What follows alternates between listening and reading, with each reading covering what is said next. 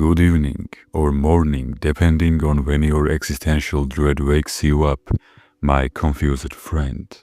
Or maybe you are my lover, because you like my English accent. Now pull up a chair, if not on the psychoanalytic couch, then at least in a comfy armchair.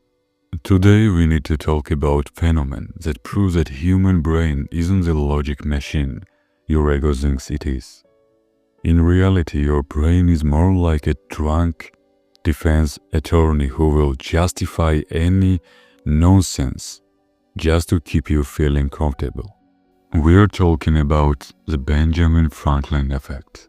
Okay, let's cut straight to the main paradox, which will probably short-circuit your neurons. We assume that we do favors for people because we like them. No, my dear. In reality, we like people because we do favors for them. Now pick up your job up on the floor, and I'll explain how this madness began. In the 18th century, the man staring at you from the $100 bill as if he knows exactly what sins you committed is working in the Pennsylvania legislature. And he has a nemesis, a man who hates Franklin politically and personally. He badmouths him in every speech. What would the average mediocre human do? Challenge him to a duel, or perhaps write a passive-aggressive status on Facebook, as we do. But Franklin was a different guy, a bit of sociopath, in the most charming way, of course. He decided to run an experiment. He wrote a letter to this enemy and asked to borrow a very rare, specific book from his library. Imagine the situation.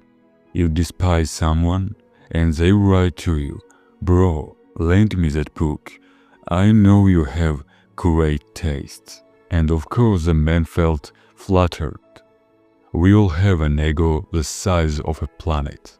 And he sent the book. Franklin read it and returned in a week later with a warm thank you note. And what is the result? At the next meeting, this enemy approached Franklin and spoke to him with such warmth you'd think they were childhood drinking buddies. They remained friends until death. Franklin wrote a golden sentence in his autobiography.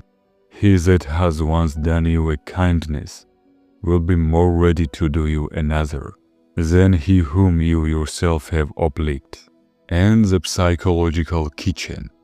Why are we such idiots? Now, as your personal psychologist, let me explain the mechanism.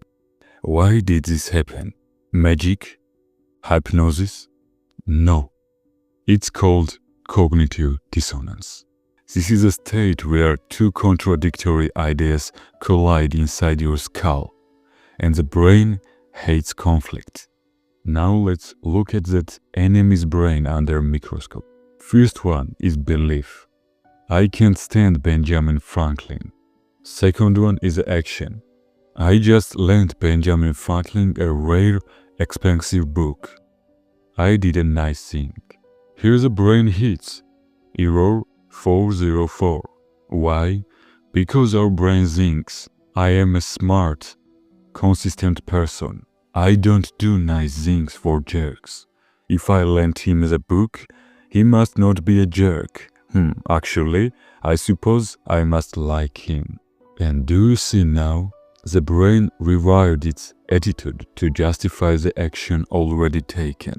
We don't want to admit we were wrong or illogical, so we warp reality. Cute? Yes, it is cute.